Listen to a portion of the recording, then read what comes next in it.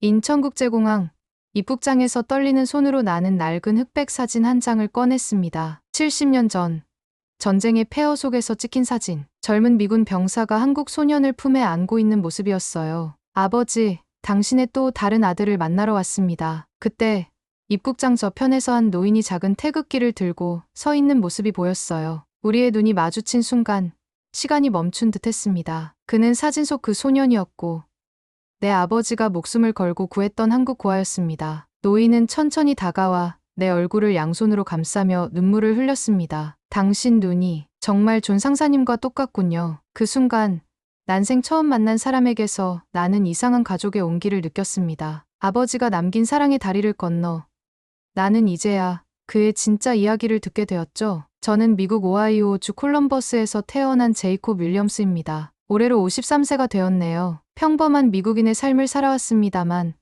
제 인생은 5년 전 아버지의 장례식 이후 완전히 달라졌어요. 저희 아버지 존 윌리엄스는 한국 전쟁 참전 용사셨습니다. 1950년 22살의 나이로 한국 땅을 밟았죠. 제가 어릴 적 기억하는 아버지는 말이 없고 무뚝뚝한 분이셨어요. 엄격했지만 누구보다 따뜻한 마음을 가진 분이셨습니다. 지금 생각해보면 아버지는 전쟁의 상처를 안고 사셨던 것 같아요. 아버지, 한국전에서 어떤 일을 하셨어요?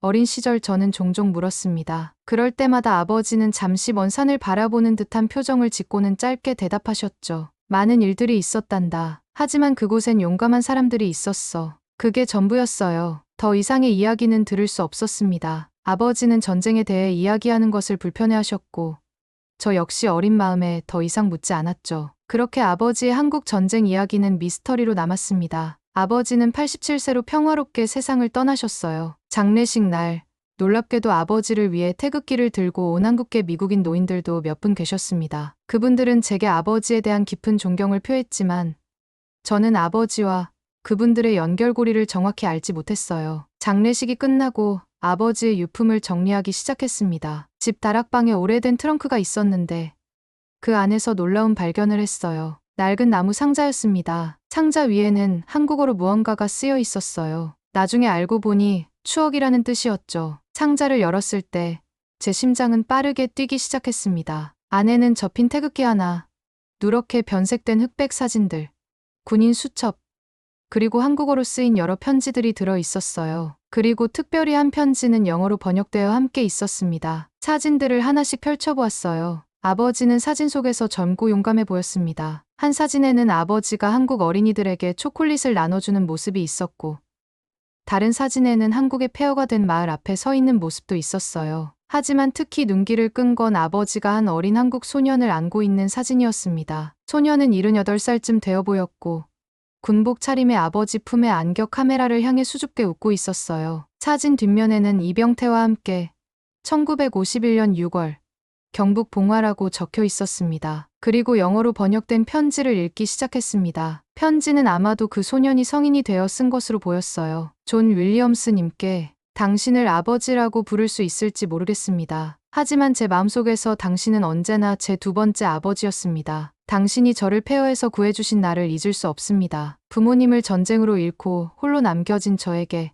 당신은 희망이었습니다. 당신이 저를 미국으로 데려가려 했다는 사실을 대위님의 편지를 통해 알게 되었습니다. 비록 성사되지 않았지만 당신의 그 마음만으로도 저는 평생 감사하며 살고 있습니다. 당신이 매달 보내주신 지원금 덕분에 저는 학교를 다닐 수 있었고 지금은 교사가 되어 다른 아이들을 가르치고 있습니다. 언젠가 직접 만나 이 감사의 말씀을 전하고 싶습니다. 저를 살려준 그 사람, 아버지로 모시고 싶습니다. 존경을 담아 이병태 드림. 편지를 읽으며 저는 눈물을 참을 수 없었어요. 이제야 아버지의 침묵 뒤에 숨겨진 이야기가 조금씩 드러나기 시작했습니다. 아버지는 한국 전쟁에서 만난 고아를 입양하려 했고 그것이 불가능해지자 평생 그 아이를 후원했던 거였어요. 제 마음에는 경이로움과 존경심이 가득 찼습니다. 하지만 동시에 의문도 들었습니다. 이 병태라는 분은 지금 어디에 계실까?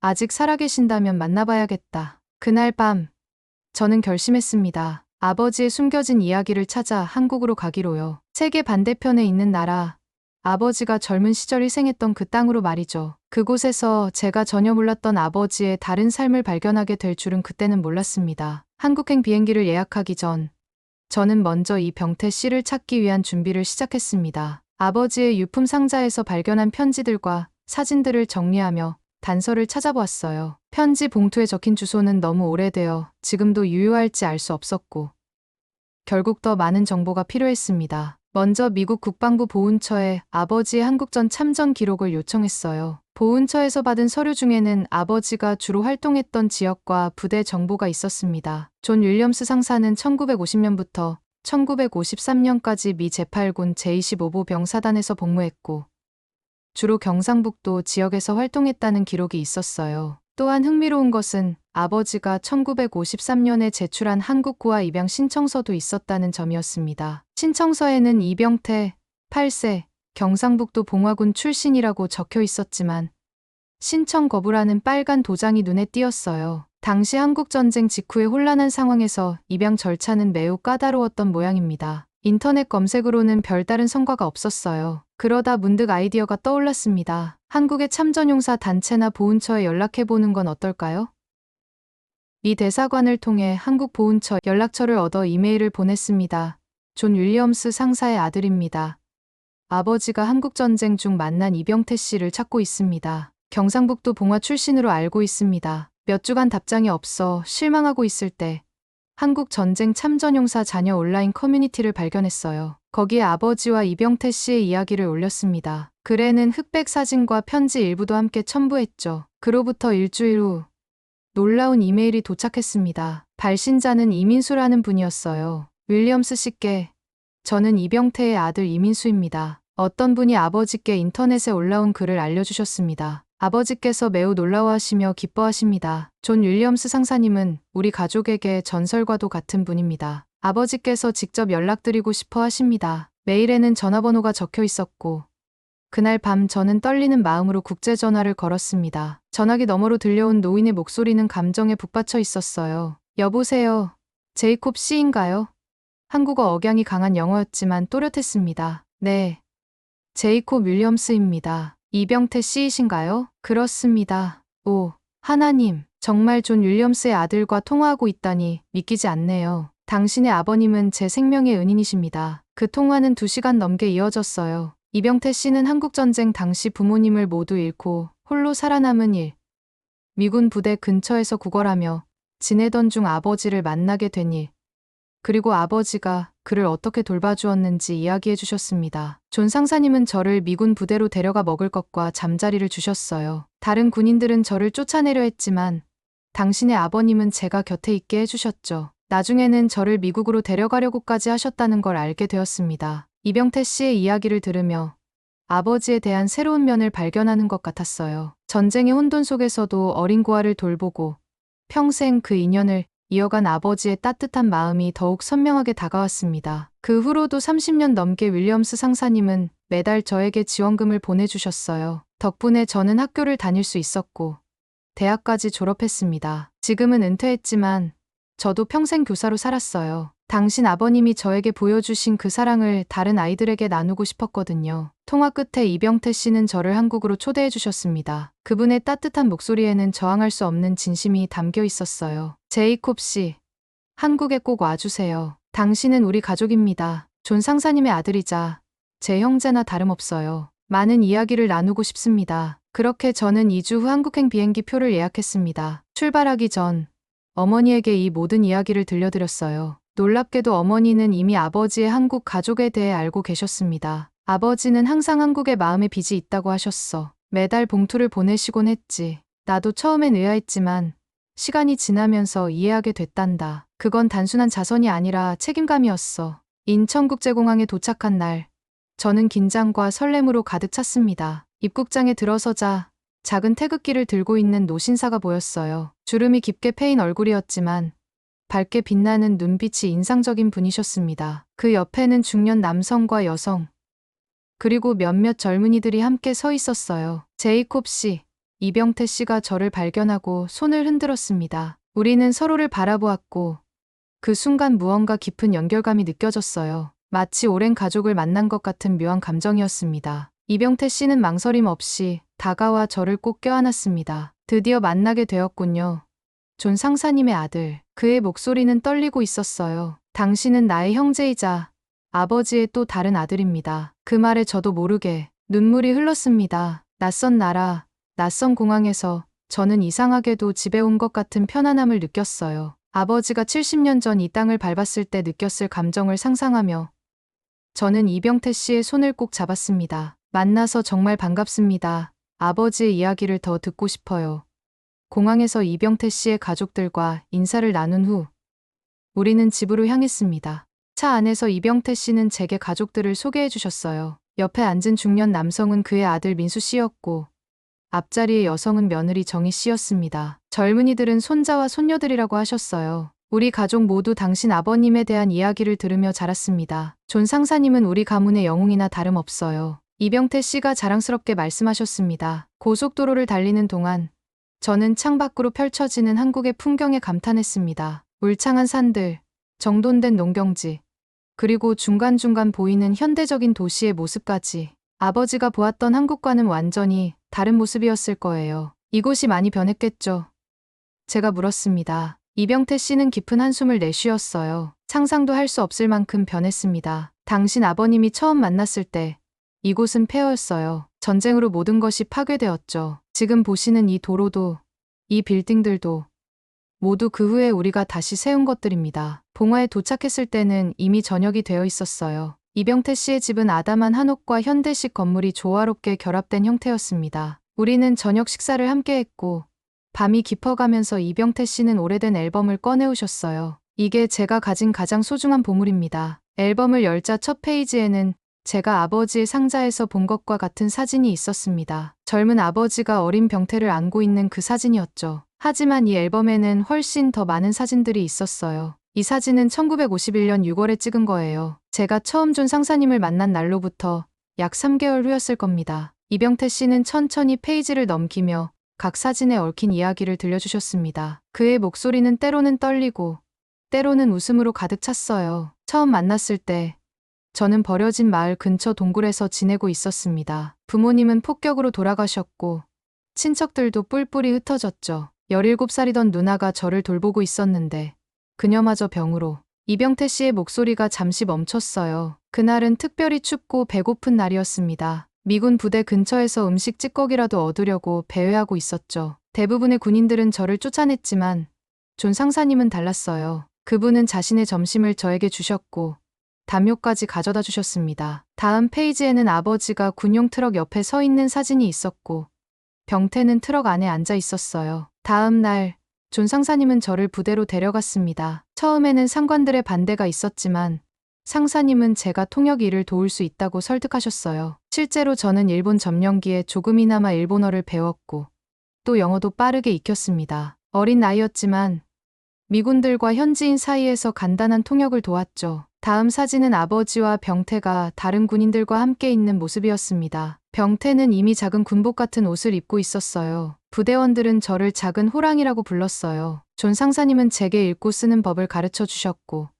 때로는 다른 한국 아이들을 도울 때도 저를 데려가셨죠. 그 시간들이 제 인생의 전환점이었습니다. 특히 인상적인 사진 한 장이 있었어요. 포대 위에 앉아있는 젊은 아버지와 병태의 모습이었습니다. 두 사람 다 진지한 표정으로 먼 산을 바라보고 있었어요. 이 사진은 전투가 잠시 소강 상태에 접어들었을 때 찍은 겁니다. 그날 존 상사님은 저에게 미래에 대해 물으셨어요. 병태야, 전쟁이 끝나면 뭐가 되고 싶니? 라고요. 저는 아무 생각 없이 살아남고 싶어요 라고 대답했죠. 그러자 상사님은 잠시 침묵하시더니 이렇게 말씀하셨어요. 이병태 씨는 잠시 눈을 감고 그 순간을 되새기는 듯 했습니다. 넌 반드시 살아남을 거야. 그리고 훌륭한 사람이 될 거야. 내가 약속할게. 그 말씀이 저를 지금까지 살게 한 원동력이었습니다. 앨범의 후반부에는 더 최근의 사진들이 있었어요. 이병태 씨가 대학을 졸업하는 모습, 결혼식 사진, 그리고 놀랍게도 1980년대로 보이는 사진 속에는 나이 든 아버지와 중년의 이병태 씨가 함께 서 있었습니다. 아버지가 한국을 다시 방문하셨던 건가요? 제가 놀라서 물었습니다. 네.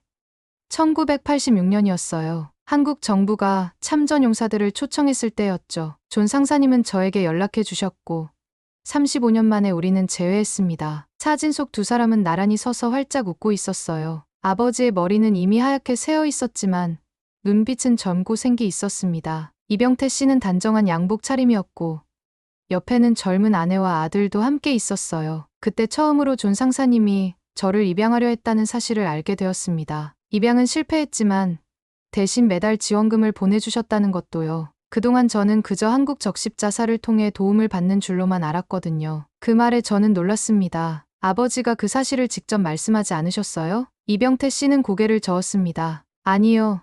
존 상사님은 매우 겸손하신 분이었어요. 당신이 찾은 그 편지는 제가 진실을 알게 된 후에 보낸 것입니다. 하지만 그때도 상사님은 그저 도울 수 있어서 기쁘다라고만 말씀하셨죠. 밤이 깊어갈수록 이병태 씨의 이야기를 통해 제가 알지 못했던 아버지의 모습이 점점 더 선명하게 그려졌습니다. 전쟁의 소용돌이 속에서도 한 아이의 생명과 미래를 위해 헌신했던 사람.